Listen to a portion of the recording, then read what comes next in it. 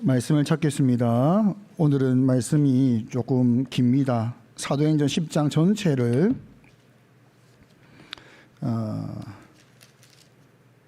교독하겠습니다. 사도행전 10장 마이크 조금만 더 올려주세요. 마이크 사도행전 10장 1절에서 48절까지 읽을 때 그 내용이 무엇인지를 생각하면서 교독을 하겠습니다. 설교 시간에 이제 모든 내용을 다 설명할 수는 없거든요. 그래서 읽을 때 집중을 해서 읽겠습니다. 교독합니다. 가이사랴에 고넬료라 하는 사람이 있으니 이달리아 부데라 하는 군대의 백부장이라.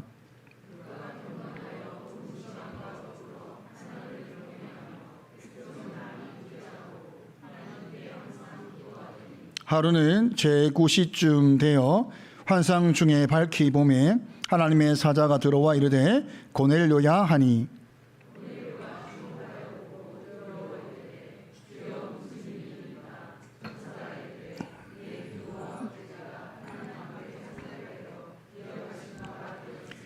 내가 지금 사람들을 요파에 보내어 베드로라 하는 시몬을 청하라.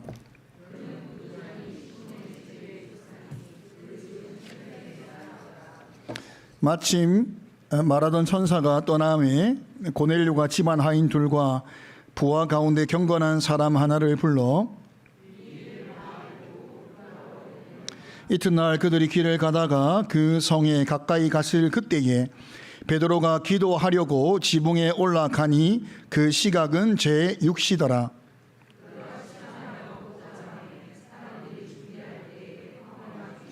하늘이 열리며 한 그릇이 내려오는 것을 보니 큰 보자기 같고 내 귀를 메어 땅에 들이웠더라.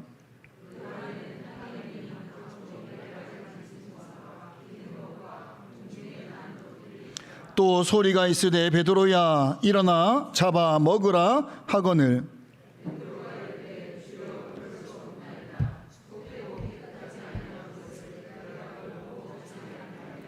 또 두 번째 소리가 있으되 하나님께서 깨끗하게 하신 것을 내가 속되다 하지 말라 하더라.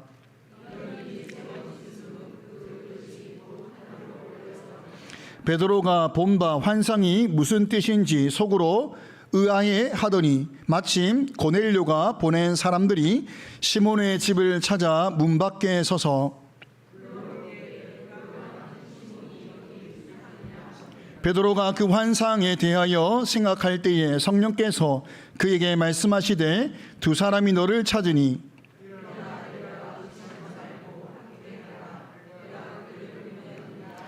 베드로가 내려가 그 사람들을 보고 이르되 내가 곧 너희가 찾는 사람인데 너희가 무슨 일로 왔느냐.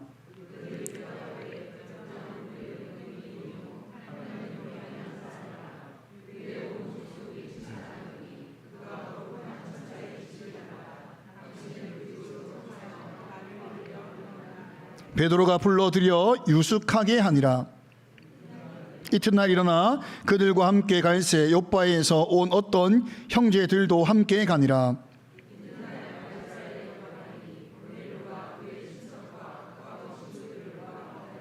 마침 베드로가 들어올 때에 고넬료가 맞아 발 앞에 엎드리어 절하니 더불어 말하며 들어가 여러 사람이 모인 것을 보고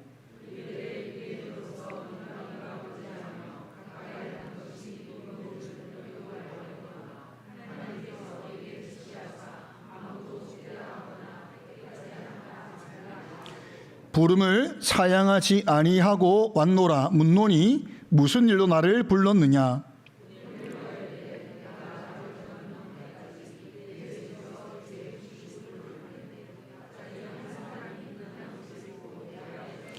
말하되 고넬료야 하나님이 내 기도를 들으시고 내 구제를 기억하셨으니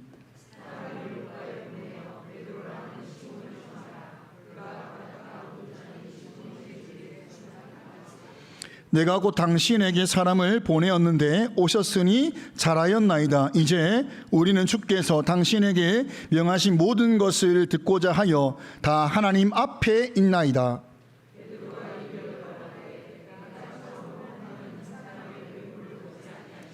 각 나라 중 하나님을 경외하며 의를 행하는 사람은 다 받으시는 줄 깨달았도다.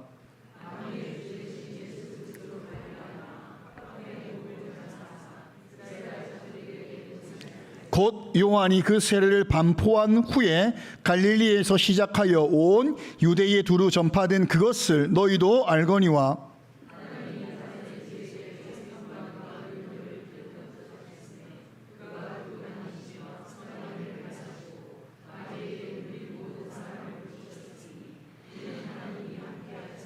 우리는 유대인의 땅과 예루살렘에서 그가 행하신 모든 일의 증인이라. 그를 그들이 나무에 달아 죽였으나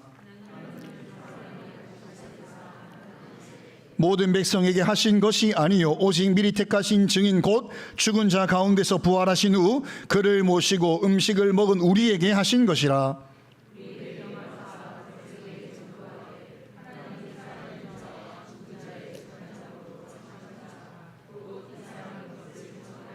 그에 대하여 모든 선지자도 증언하되 그를 믿는 사람들이 다 그의 이름을 힘입어 죄사함을 받는다 하였느니라.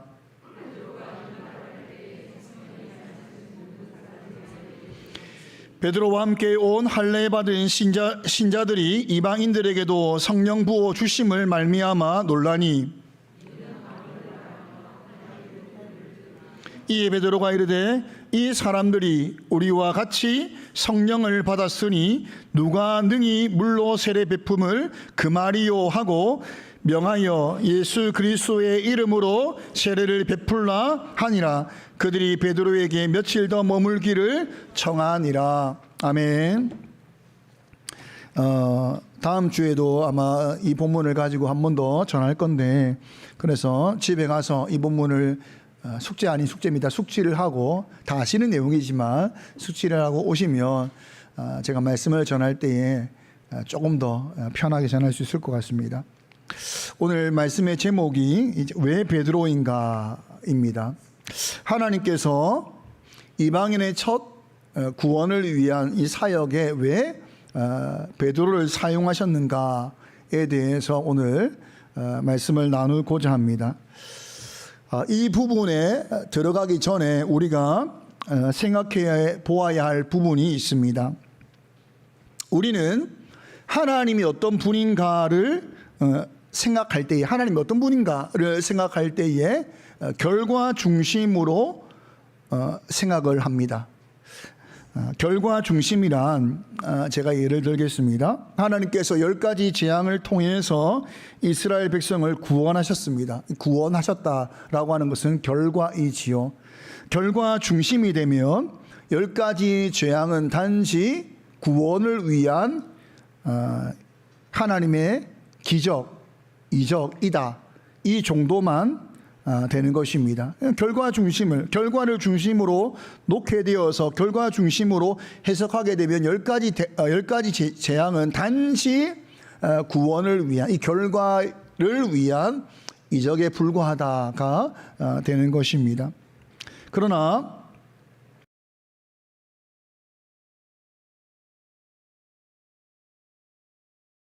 는 결과보다 과정이 중요하다라는 이야기를 우리에게 말하고 있습니다. 그래서 과정을 위해 결과가 있다, 이렇게 말할 정도로 성경은 과정을 많이 중요하게 다루고 있습니다.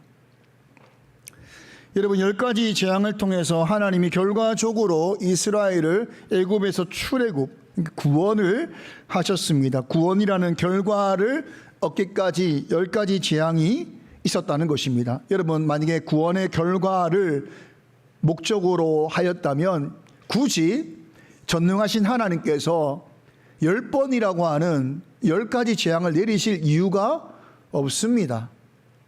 아니, 고통당하는 이스라엘 백성을 구원하기를 작정하시고 구원이 목적이어서 빨리 이 고통으로부터 해방시키는 게 목적이라면 전능하신 하나님께서 10번이나 10가지 재앙을 다 동원하셔야만 그들을 구원할 수 있는 것은 아닙니다. 이런 생각을 해보아야 되는 것입니다. 왜 10가지 재앙이 필요했는가를 생각해야 되는 것입니다. 하나님이 능력이 부족해서 전능하지 않아서 10번이라고 하는 기회가 있어야만 이스라엘 백성을 구원하실 수 있는가? 전혀 아니지요. 그렇다면 이 10번이라고 하는 과정은 매우 중요한 의미가 있다라고 우리가 생각을 할 수 있는 것입니다. 여러분, 이스라엘 백성들이 하나님을 전혀 알지 못하였습니다. 모세도 알지 못하였습니다. 그러나 10가지 재앙이라고 하는 이 과정을 통하여서 그들이 가지고 있는 견고한 애굽의 신과는 무너지고 하나님만이 참신이라고 하는 신앙관이 들어오게 된 것입니다. 여러분, 이것이 너무 중요하지요. 왜냐하면 이들을 통하여서 하나님이 율법을 주시고 이들을 통하여서 제사장 나라를 만드시고 이들을 통하여서 약속의 땅에서 하나님 나라를 건설하시기 때문에 사실 그들을 건져내시는 구원보다 더 중요한 것은 하나님을 알게 하시는 겁니다. 그래서 10가지 재앙이라고 하는 과정이 필요한 것입니다. 이렇게 놓고 볼 때에는 결과보다도 지금 더 무엇이 중요한 위치를 차지하고 있는가 하면 과정입니다. 빨리 출애굽하는 것이 중요한 것이 아니라는 것입니다. 빨리 가나안 땅에 도착하는 것이 중요한 것이 아니라는 것입니다. 과정을 밟아야 된다는 것입니다. 예수님 앞에 병든 친구를 데려온 친구들이 사람이 많이 모여 있으니 이제 끈을 매달아서 침대를 지붕에서 내려서 예수님께 이 친구를 고쳐달라 말하지 않습니까? 결과를 중심으로 놓고 볼 때에는 예수님께서 이 병든 자를 치유하셨다가 결과입니다. 그러나 이 사건은 결과보다 더 중요한 과정을 이야기하고 있습니다. 이 과정 가운데 예수님께서 무슨 말씀을 하셨는가 하면 죄 사함을 받으라 라는 말씀을 하셨다는 겁니다. 죄 사함의 권세가 예수님께 있다라는 것이 사실 이 병든 자를 고치는 사건보다 훨씬 크고 훨씬 중요하고 위대한 선언입니다. 이 선언은 예수님께서 단지 선지자의 한 사람이 아니라 제3의 권세를 가지신 하나님 자신이다 라고 하는 놀라운 선언이기 때문입니다. 그러니 이 사건도 결과를 중심으로 볼 때에는 예수님은 기적을 행하시는 분이다, 그래서 병을 고쳤다가 되겠지만 사실은 과정이 더 중요합니다. 그분은 제3의 권세를 가지신 하나님 자신이시다 라고 하는 놀라운 선언인 것입니다. 여러분, 인생을 살 때에 결과가 중요하냐 과정이 중요하냐라고 묻는다면 과정이 더 중요합니다. 군인이 전쟁이라고 하는 이 전쟁이 났다라고 하는 결과가 있을 때에 과정, 전쟁을 얼만큼 열심히 준비했는지가 이 결과의 승패를 좌우하는 것입니다. 직장에 빨리 진급하고 싶어, 나는 정말 위대한 사람이 되고 싶어, 과정을 밟지 않고 빨리 진급하고, 과정을 밟지 않고 높은 자리에 서고, 과정을 밟지 않고 리더가 되는 것은 죄악입니다.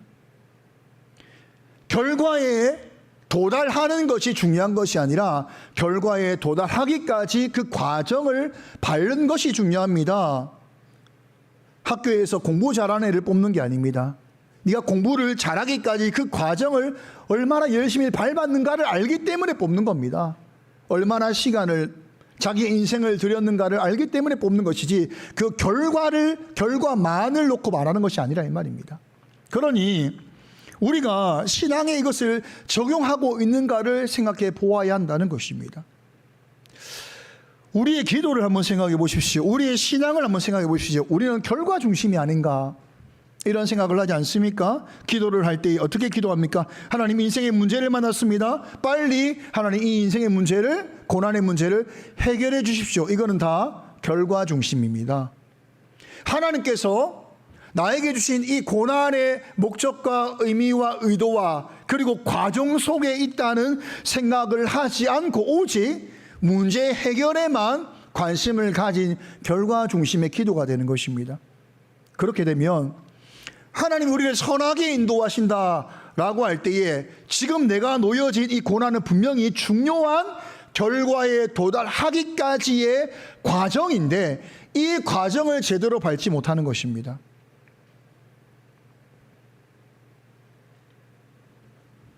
기도를 할 때 하나님, 지금 저는 하나님께서 나를 인도하시는 과정 속에 있음을 믿습니다.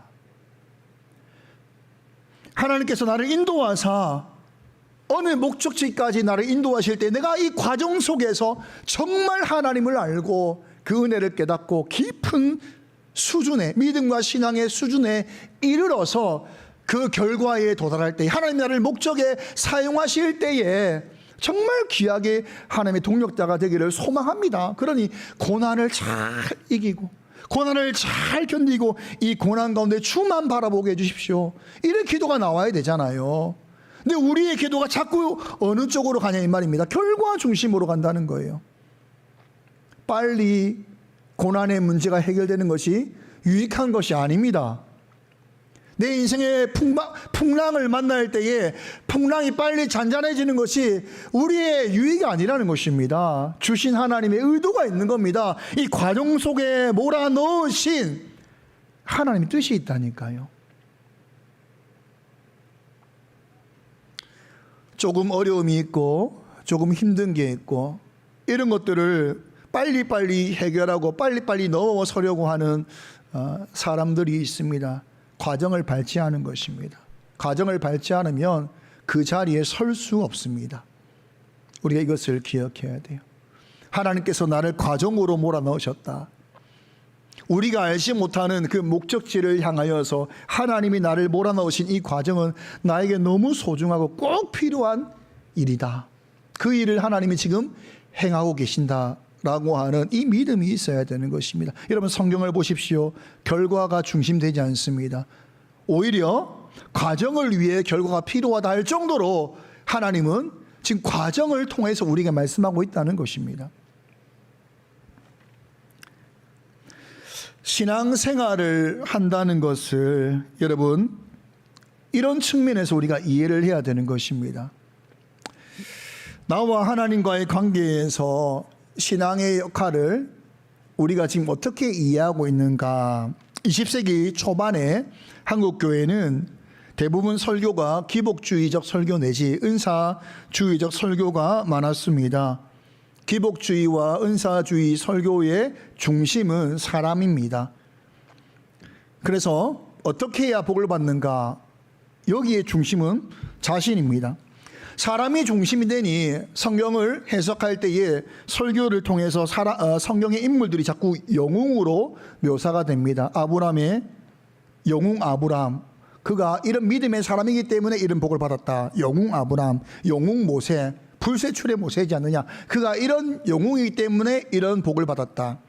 영웅 다니엘, 영웅 다윗, 이렇게 설명을 하면서 너희들이 복을 받고 싶느냐 아브람을 봐라, 복을 받고 싶냐 다윗을 봐라. 이게 설교의 핵심이었습니다. 성경풀이의 핵심이었단 말이죠. 그때는 봉사하라, 전도하라, 선교하라, 건축하라 이런 내용들이 설교에서 선포되면 사람들이 따랐습니다. 왜요? 복을 받기 위해서. 그러니까 교회가 양적 성장이 이루어진 것입니다. 그러나 그 시기가 지나고 어느 순간부터 점점 개혁주의적 설교의 바람이 불기 시작했습니다. 개혁주의적 성경은 하나님 중심적 해석을 합니다. 저는 약간 치우친 하나님 중심적 해석을 많이 한다 이런 말을 하겠습니다. 개혁주의적 설교, 하나님 중심의 설교를 하게 되면 영웅은 없습니다. 아브람은 영웅이 아닙니다. 오히려 믿음의 조상으로 볼 수 없을 만큼 부끄러운 믿음이 없는 사람이었다. 그런 인생을 하나님이 이삭을 제단에 바칠 수 있을 만큼 믿음의 자리까지 인도하신 하나님의 열심을 보라. 이게 이제 중심이 되는 거죠. 그러니 아브라함은 영웅이 아니라 하나님의 열심이다. 그분을 보라. 어떻게 저런 믿음이 없는 사람을 여기까지 인도하시는가를 보라. 하나님이 위대하시다. 아브라함이 위대한 것이 아니다. 이것이 바로 하나님 중심적 설교입니다. 저는 건전한 변화가 있었다라고 생각을 합니다. 내가 해야 된다. 그래서 내가 복을 받는다. 이렇게 할 때는 교회가 성장하고 헌신도 많았는데, 이제 하나님 중심적 설교를 하게 되니까 이제 문제가 발생합니다. 어떤 문제가 발생하는가 하면, 그럼 아브라함이 할 필요가 없네. 하나님이 다 하시네. 가 되면서, 그러면 하나님이 다 하실 거라면 우리가 할 것이 무엇이 있는가? 이렇게 극단적으로 치우치게 된 것입니다. 그러니 내가 해야 된다라고 할 때는 헌신과 봉사와 이런 주도적 양적 성장이 일어났다가 하나님이 다 하신다라는 흐름으로 바뀐 이후에는 헌신된 사람이 줄기 시작한 것입니다. 나의 역할이 적극적인 자리에서 수동적인 자리로 내려가게 되니 이제 헌신도 봉사도 또 헌신하는 정도도 다 약해지게 된 것입니다. 그러나 성경은 무엇이라고 말을 합니까? 결과에 도달하기까지 과정, 이 과정을 통해서 하나님을 알게 하신다라고 이야기하는 거예요. 이게 무슨 말이죠? 분명히 영웅은 없습니다. 그러나 그렇다고 해서 하나님이 열심히 모든 것을 이루시기 때문에 우리가 할 수 있는 것도 없다, 그렇게 말하지 않습니다. 하나님은 우리를 결과로 바로 데려가시는 것이 아니라 우리를 어디로 밀어넣으시죠? 과정에 밀어넣으시는 거예요. 그럼 그 과정에서 잘하는 것은 누구의 몫입니까? 우리의 몫입니다. 믿음과 신앙이 깊어지고 잘하는 것은 하나님이 모든 것을 다 과정 속으로 밀어넣어 주시지만 거기서 잘하는 것은 우리의 몫이란 말이에요. 기복주의적 설교는 과정 속에서 하나님이 일하신다라는 것이 빠져 있고, 하나님 중심적 설교에서는 과정 속에서 밀어넣으신 하나님께서 우리를 밀어넣으신 하나님이 우리가 주신 그 자리에서 우리가 순종하여 자라야 된다, 이것이 약해 있단 말이에요. 그러나 성경은 분명히 말하고 있습니다. 결과에 도달하기까지, 목적에 도달하기까지 하나님이 하시는 것은 점프하여 바로 결론에 도달하게 하시지 아니하시고 반드시 우리의 인생을 과정 속에 밀어넣어서 우리로 하여금 그 목적지에 도달하게 하신다. 그 과정 속에서 우리가 자라는 것입니다. 믿음과 신앙이 자라는 거예요. 깊어지는 것입니다. 그러니 여러분, 기복주의 신앙의 사람보다 더 헌신된 사람으로 살아야 됩니다. 왜요? 모든 순간과 모든 시간이 하나님이 우리에게 주신 가장 귀한 과정이라고 하는 시간이기 때문입니다. 이 과정을 통해서 우리는 하나님이 누구시고 우리를 부르신 목적이 무엇이고 우리의 사명이 무엇이고 우리가 어떻게 살아야 되는지를 알게 하시고 예수님을 닮아가게 하시고 교회를 세워가는 동력자가 되게 하시는 것입니다. 그러므로 성도는 이 땅에 복을 받기 위해 적극적인 헌신을 하는 자도 아니고 하나님께서 모든 것을 다 하시니 우리가 할 게 없다라고 말하는 수동적인 삶을 사는 자도 아닙니다. 하나님이 우리를 동력자로 부르셨는데 동력자가 되기까지의 과정을 밟고 하나님과 동력하는 사람이다. 과정과 결과가 있는 사람이다. 우리는 과정과 목적이 있는 사람이다라는 것을 알고 하나님의 시간 속에 살아가는 성도다라는 것을 알아야 되는 것입니다. 이것을 아는 것 안에서 이제 왜 베드로인가를 들어가야 되는 것입니다. 여러분, 베드로는 이런 수많은 결과를 만나기까지 수많은 과정을 지나왔습니다. 이 과정 속에 베드로는 예수님과 함께 하였습니다. 이 과정을 통하여서 베드로가 이방인의 구원을 위한 사람으로 첫 사역자로 부름을 받게 된 것입니다. 여러분, 이방인의 구원을 위해서 왜 베드로를 부르셨는가? 저는 그 핵심이 지금 6절에 있다라고 생각을 합니다. 합독하겠습니다. 그는 무도장이 시몬의 집에 유숙하니 그 집은 해변에 있다 하더라. 무도장이라는 것은 가죽을 다루는 직업을 말합니다. 짐승의 사체, 죽은 시체를 가지고 와서 짐승의 가죽을 벗기는, 그러다 보니까 죽은 것을 만져야 되고 또 그 죽은 자의 피를, 죽은 것의 피를 만져야 됩니다. 그래서 유대 사회 안에서 무두장이라고 하는 직업은 부정하다, 부정한 직업으로 여겨지는 직업입니다. 레위기 11장 24절에서 28절을 교독합니다. 이런 것은 너희를 부정하게 하나니 누구든지 이것들의 주검을 만지면 저녁까지 부정할 것이며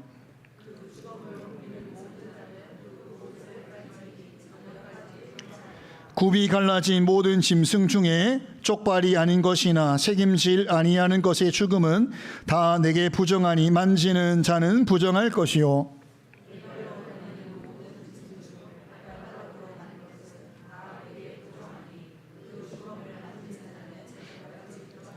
그 주검을 옮기는 자는 그 옷을 빨지니 저녁까지 부정하리라. 그것들이 내게 부정하니라. 부정하게 되면 정결하게 되기까지 시간이 걸리는데 이것을 업으로, 직업으로 가지고 있으니 이 무두장이라는 직업을 가진 사람은 부정할 수밖에 없는 거죠. 늘 부정한 사람으로 사는 것입니다.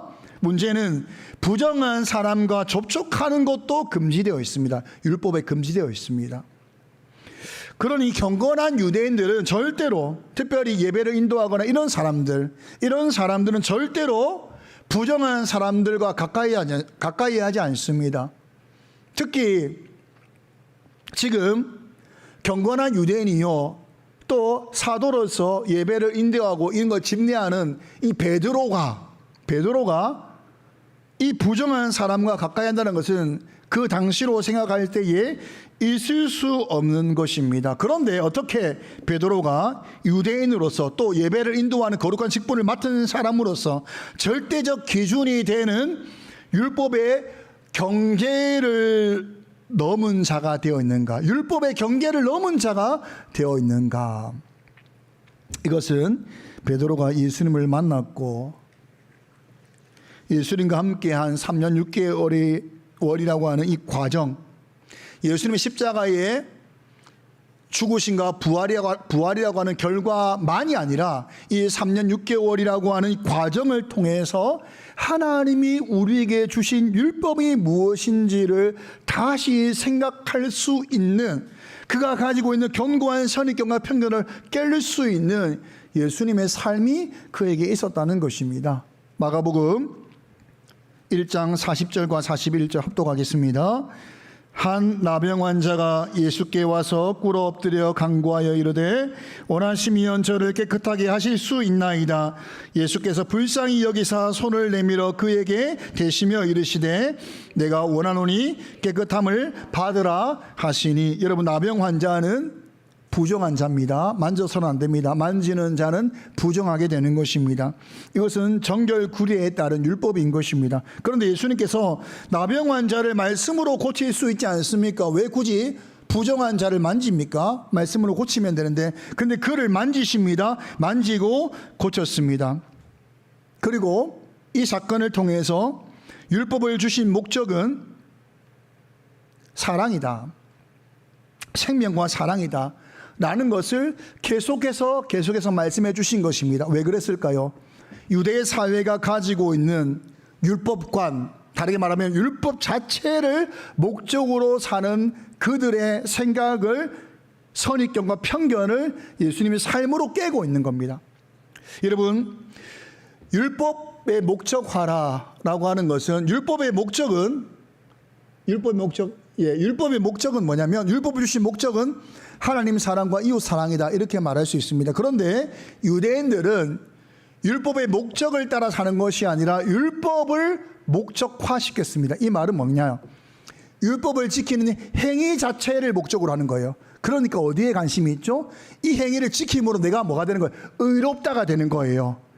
그러면 뭐가 되죠? 행위 구원이 된다, 이 말이에요. 율법은 그걸 위해 주어진 것이 아닙니다. 율법을 통해서 하나님 사랑, 이웃 사랑을 위해 주어진 율법이 그들이 율법 자체를 지키는 것을 목적으로 하니까 지키면 의롭고 지키지 않으면 의롭지 않은, 남을 정죄하는 도구가 되어 있는 거예요. 그러니 율법을 지켜 구원을 받는다라고 하는 이상한 해석을 하게 된 것입니다.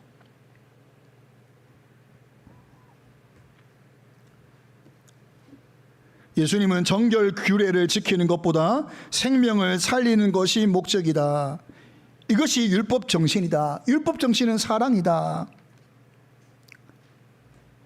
이렇게 말씀하신 것입니다. 또 안식일의 규례를 어기신 적도 있습니다. 마가복음 3장 1절부터 4절을 합독하겠습니다. 시작. 예수께서 다시 회당에 들어가시니 한쪽 손 마른 사람이 거기 있는지라.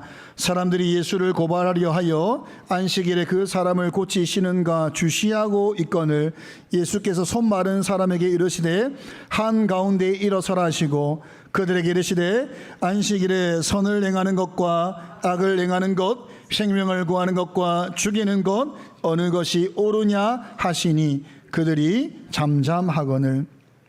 예수님이 율법을 지키는가 안 지키는가 아마 주시하고 있는 거예요. 율법화되어 있는 거예요.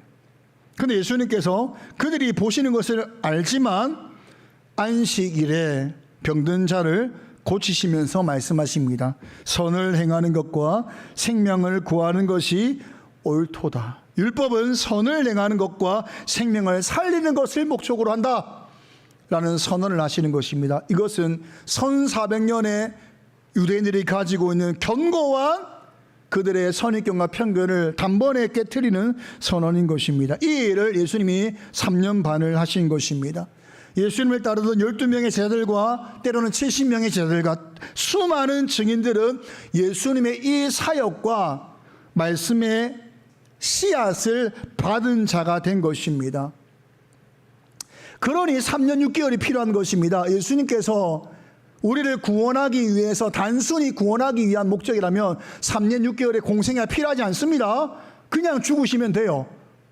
그러나 3년 6개월이 필요한 것은 이 과정을 통해서 그들에게 하나님이 무엇이고 율법이 무엇이고 구원이 무엇인지를 보여주시고 말씀의 씨앗을 그들에게 심으신 것입니다.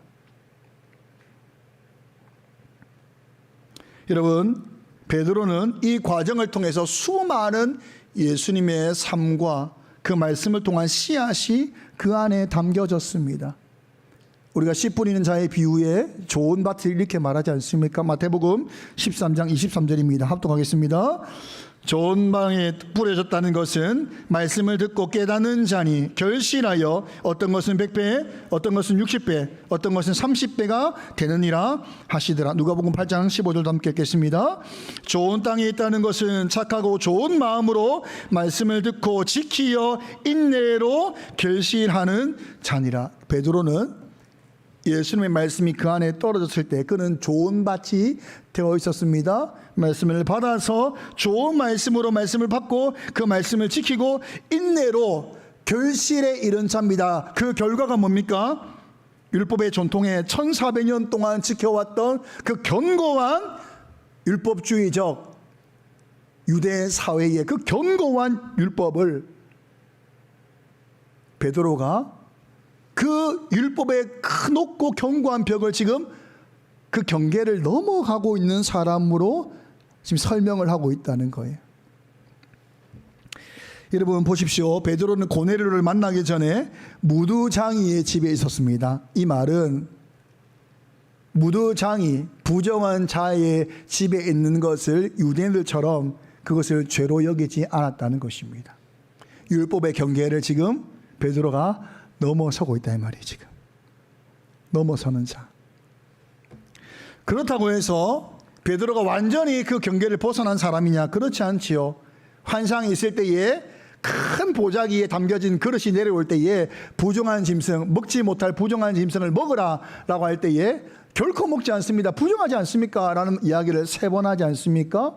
고넬료를 향해서 이방인을 만나는 것은 위법이라 말하지 않습니까? 그러니 완전히 1400년 전통으로부터 선입견과 편견으로부터 완전히 벗어난 사람은 아닙니다. 그러나 그는 지금 그 경계를 벗어나고 있는 사람으로 지금 우리에게 말하고 있는 것입니다. 이것은 쉬운 일이 아니죠. 여러분 아주 견고한 것입니다. 우리가 가지고 있는 각자가 가지고 있는 선입견과 편견이 얼마나 강한지 몰라요.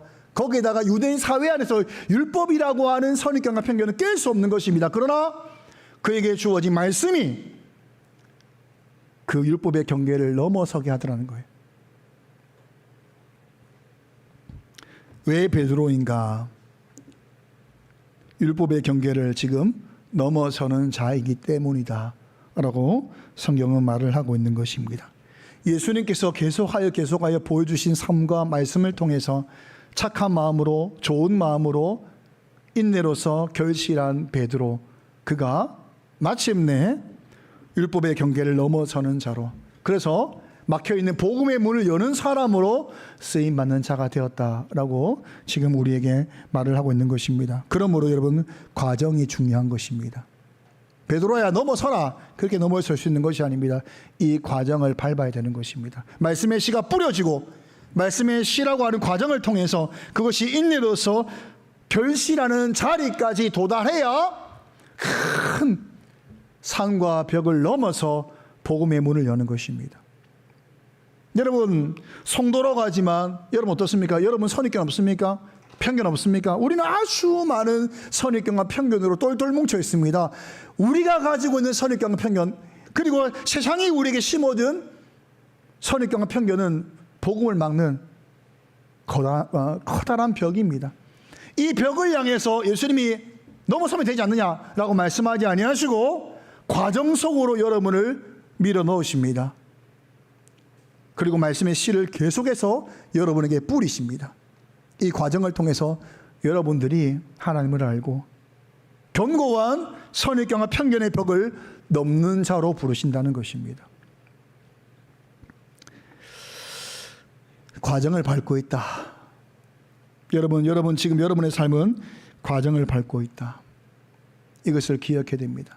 세상이 변하면 또다시 계속하여 새로운 벽이 만들어질 것입니다. 여러분, 인생을 살다 보면 말씀으로, 인내로 결실하지 않으면 그 모든 순간순간마다 여러분은 복음을 증거할 수 없는 커다란 벽들이 계속해서 새로운 벽들이 만들어질 것입니다. 하나님은 과정을 통해서 이 벽을 넘는 자로 여러분을 부르고 계신 것입니다. 우리가 지난주에 하나님께서 새로운 일을 시작하기 전에 반드시 이 선입견과 편견을 깨서 우리를 하나 되게 하시고 십자가의 은혜의 사람으로 만드신다 했잖아요.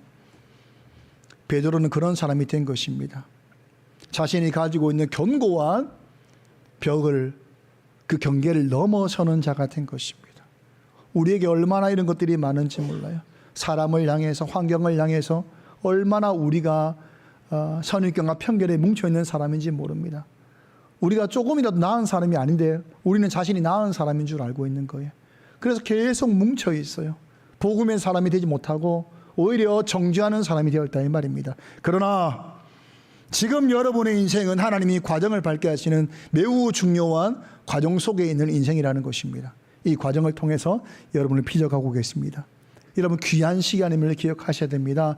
결과 중심으로 빨리 고쳐주세요, 빨리 낫게 해주세요, 빨리 해결해 주세요, 그 기도에서 넘어서서 하나님 이 과정에 인도하신 하나님의 뜻을 알기 원합니다. 말씀의 씨를 결실로 나타내는 자가 되기를 원합니다. 커다란 장벽과 벽을 넘어서서 복음의 사람이 되기를 소망합니다. 이런 기도가 우리 모두의 기도가 되기를 간절히 소망합니다. 함께 찬양하겠습니다. 꽃들도 가사처럼 우리 교회와 이 지역과 열방을 향해서 생명이 솟아날 수 있도록 하나님, 정말 매여있는 선입견과 편견에 매여서 커다란 장벽에 똘똘 쌓여서 아무것도 하지 못하는 삶이 아니라 그 경계를 넘어서는 자들로, 우리의 삶 자체가 그래서 생명을 살리는 자들로, 열매를 맺어가는 자들로 되기를 소망한다. 그런 마음으로 찬양하겠습니다.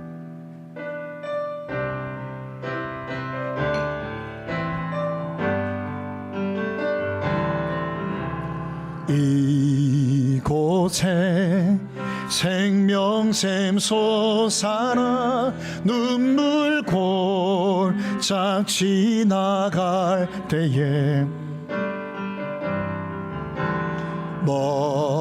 멋잖아 열매 맺히고 웃음소리 넘쳐나.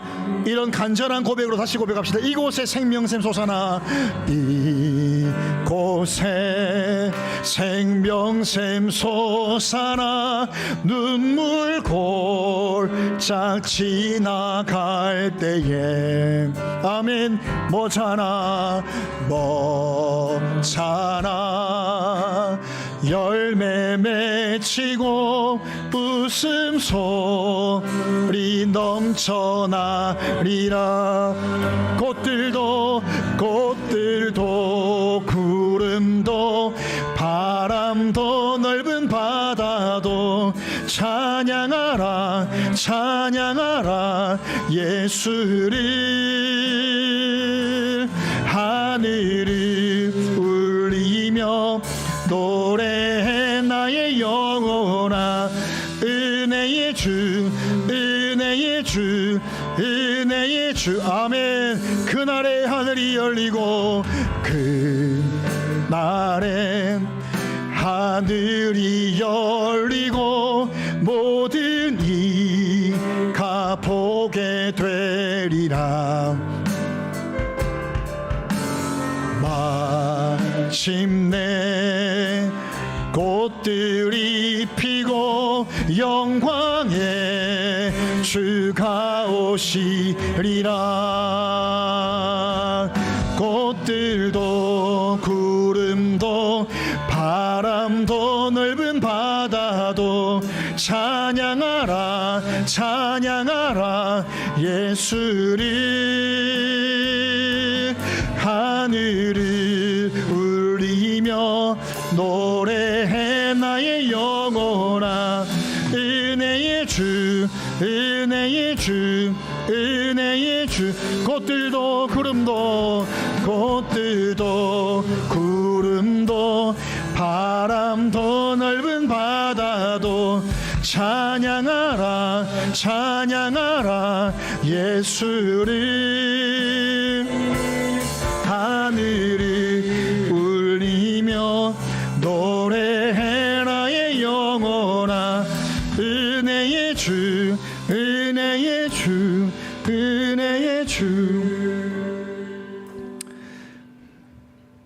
우리가 그리스도인으로 살고 예수님 닮아가는 자가 되고 또 복음의 증인이 되는 것, 예수님께서 예수 닮아라, 복음의 증인 되라, 그렇게 되는 게 아니잖아요. 만들어지는 거잖아요. 우리가 인생을 살 때도 그 결과에 도달하기까지 치열한 과정이 있어야 되고, 얼마나 치열한 과정을 밟는지에 따라서 결과가 달라질 수 있다. 너무 잘 알고 있지 않습니까? 근데 우리는 하나님이 전능하시니 다 알아서 하시겠지. 우리의 기도는 전능하신 하나님께 과정을 생략한 결론을 구하는 기도를 하고 있습니다. 하나님 그렇게 하지 않습니다. 하나님 그렇게 하지 않아요. 과정으로 여러분을 몰아넣으십니다. 신앙생활을 하면서 하나님의 목적이 뭐죠? 율법하고 똑같지 않습니까? 하나님을 사랑하고 이웃을 사랑하게 우리를 인도하신다면 그런 자가 되도록 여러분 인생의 과정 속에 그 과정으로 밀어 넣으시는 겁니다. 이 시간 기도할 때 우리는 지금 과정 속에 있고 하나님의 은혜 안에 있음을 기억하고, 하나님 지금 나에게 있는 이 과정을 정말 잘 우리가 이기고 견디고 또 이 안에서 하나님의 뜻을 알고 넘어야 될 벽이 있다면 그 벽을 넘어서는, 그 경계를 넘어서는 자가 되는 귀한 과정이 되게 해달라고 기도하며 나가겠습니다. 기도하겠습니다.